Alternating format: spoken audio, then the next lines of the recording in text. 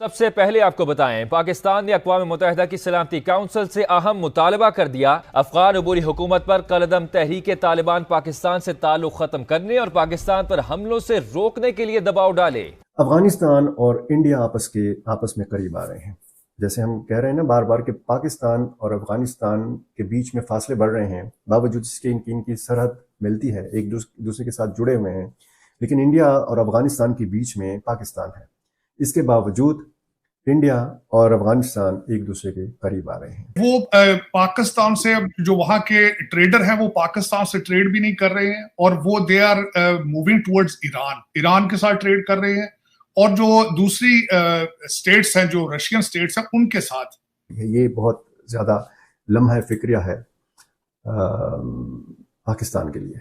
Pakistan United Nations को कह रहा है कि वो तालिबान को कहे कि टीटीपी को कंट्रोल करे। पाकिस्तान का अफगान तालिबान के ऊपर कंट्रोल जो है या जो असर रसूख है वो कम हो रहा है।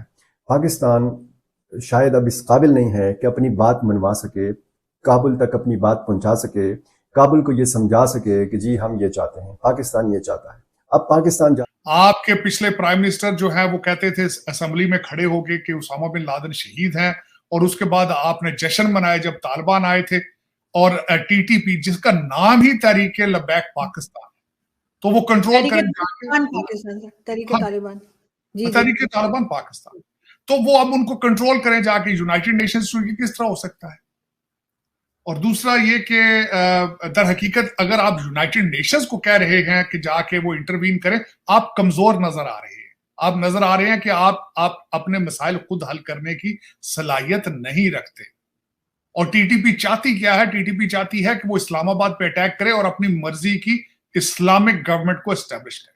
जब अफगान तालिबान बरसर इक़्तिदार आए थे तो इंडिया कितना परेशान था, लेकिन रफ्ता रफ्ता इंडिया को समझ आने लग गई कि पाकिस्तान और अफगानिस्तान के मामला खराब हो रहे हैं, तो बीच में एंट्री मारनी चाहिए। ईरान के जनूब मशरक में वाक़या चाबहार बंदरगाह को अफगानिस्तान की तरक्की के लिए अमेरिका की जानिब से ईरान पर आयद पाबंदियों से इस्तिस्ना दिया गया है। नाज़रीन, आप ये जानते हैं, और जो इस वक्त हम मामलात को देख रहे हैं, जिस तरीके से मामलात बदल रहे हैं, जिस तरीके से आलमी सियासत बदल रही है, जिस तरीके से इस खित्ते में तब्दीलियाँ आ रही हैं, ख़ुसूसन जब हम अफगानिस्तान के हवाले से बात करते हैं, तो फिर ये सवाल बनता है कि पाकिस्तान क्या कर रहा है, पाकिस्तान की पॉलिसी क्या है, पाकिस्तान की नई हुकूमत की पॉलिसी क्या होगी। तो ये दर हकीकत आपकी अपनी पॉलिसियां हैं। आप कभी एक साइड पे जाते हैं, कभी आप कहते हैं अच्छे तालिबान बुरे तालिबान में फंस जाते हैं, आप कभी कुछ करते हैं कभी कुछ करते हैं, कंफ्यूज है आप हर मामले में। लेकिन अब वो भारत है, उसमें दो चीजें, भारत की बहुत ज्यादा इन्वेस्टमेंट है वहां पे। इन्वेस्टमेंट से मुराद ये है कि आपने देखा होगा कि उनकी पार्लियामेंट की बिल्डिंग भी भारत ने बनाई थी, उनके पुलिस और आर्मी को भी ट्रेन वो करते रहे हैं, और उसके बाद इंफ्रास्ट्रक्चर में उन्होंने बहुत ज्यादा पैसा इन्वेस्ट किया था। 17 कौंसल जनरल थे उनके वहां पे। तो अल्टीमेटली अभी भारत उनको एक्सेप्ट तो नहीं कर रहा है, लेकिन वो they wanted to normalise the relationship with them. माजी में भी ये मुलाकातें होती रही हैं अफगान तालिबान और जो भारत के जो डिप्लोमेट्स हैं, लेकिन बेशतर वो मुलाकातें दोहा में जो अफगान तालिबान का पॉलिटिकल ऑफिस है।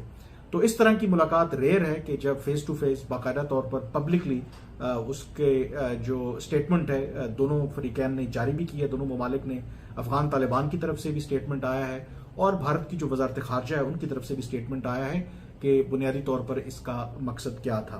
तो इस एतबार से ये सिग्निफिकेंट है। अगर थोड़ा सा मैं आपको बैकग्राउंड दूं तो हमेशा जो भारत है दो के अफगानिस्तान के साथ उनके बड़े एक लॉन्ग स्टैंडिंग रिलेशनशिप रहे हैं। जब अमरीकी अफवाज यहाँ पर मौजूद थे, पहले अशरफ जो हामिद कारजाई की पहले जब गवर्नमेंट थी और उसके बाद अशरफ गनी की, तो दोनों अदवार में भारत के जो ताल्लुकात हैं अफगानिस्तान के साथ वो बहुत बड़े, और कई जो बड़े बड़े तरक्याती मंसूबे हैं उसमें भारत ने इन्वेस्ट किया। लेकिन जब दुनिया ने देखा कि मुस्तकबिल में अफगान तालिबान इनको इग्नोर नहीं किया जा सकता और ये दोबारा इक़्तिदार में आ सकते हैं, तो कई ममालिक ने जो अपनी पॉलिसी थी उसमें तब्दीली की। मसलन रूस किसी ज़माने में मुजाहिदीन के खिलाफ वो लड़ते रहे, बल्कि मुजाहिदीन के हाथों जो बाद में तालिबान बने उनके हाथों उनको शिकस्त हुई।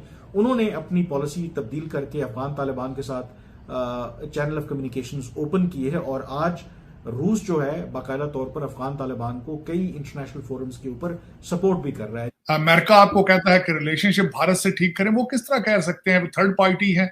जब तक आप खुद अपने मामलात ठीक नहीं करेंगे, आपको जब आप दोनों तरफ से आपको एतमाद का इशू है, जब तक आप खुद बेबी स्टेप्स नहीं लेंगे, जब तक आप खुद रियलाइज नहीं करेंगे कि आपकी सर्वाइवल का इशू है कि अपने नेबर्स के साथ रिलेशनशिप ठीक करें, तो तीसरा बंदा क्रॉस अटलांटिक इतने दूर मीलों से बैठ के आपको किस तरह कुछ कह सकता है कि आप अपने रिलेशनशिप ठीक करें? पाकिस्तान और अफगान तालिबान के जो ताल्लुकात खराब हुए हैं, उसके नतीजे में जो पाकिस्तान के रास्ते अफगानिस्तान दुनिया के साथ तिजारत करता था, उसमें कमी वाक़ई हुई है और मुस्तकबिल में भी उसमें हर्डल्स आ सकती हैं। तो जो अफगान तालिबान भी हैं वो मुतबादल ढूंढ रहे हैं कि पाकिस्तान को नज़रअंदाज करते हुए, या अगर पाकिस्तान हमारे खिलाफ इस तरह के इकदाम करता है तो मुस्तकबिल में जो इंटरनेशनल ट्रेड है उसको जारी रखने के लिए, चाहे बाहर पोर्ट हो या बाकी जो सेंट्रल एशियन स्टेट्स हैं उसके रास्ते दुनिया के साथ तिजारत की जाए। तो ये एक इम्पॉर्टेंट इसमें एस्पेक्ट है और भारत जो है वो भी उनके साथ कह सकते हैं कि विलिंग है कि ये मामलात आगे लेके चले। और इसमें इम्पॉर्टेंटली जो अफगान तालिबान के वज़ीर ख़ारजा हैं, उन्होंने जो भारत की खारजा पॉलिसी है उसकी तारीफ की है। उन्होंने कहा है कि जो भारत है वो एक बैलेंस्ड फॉरेन पॉलिसी जो फॉलो कर रहा है, और इसको सामने रखते हुए जो तालिबान है वो अपने सियासी ताल्लुकात हों या मुआशी या तिजारती ताल्लुकात हों, वो बेहतर करना चाहता है और खित्ते में भारत को एक इम्पॉर्टेंट प्लेयर जो है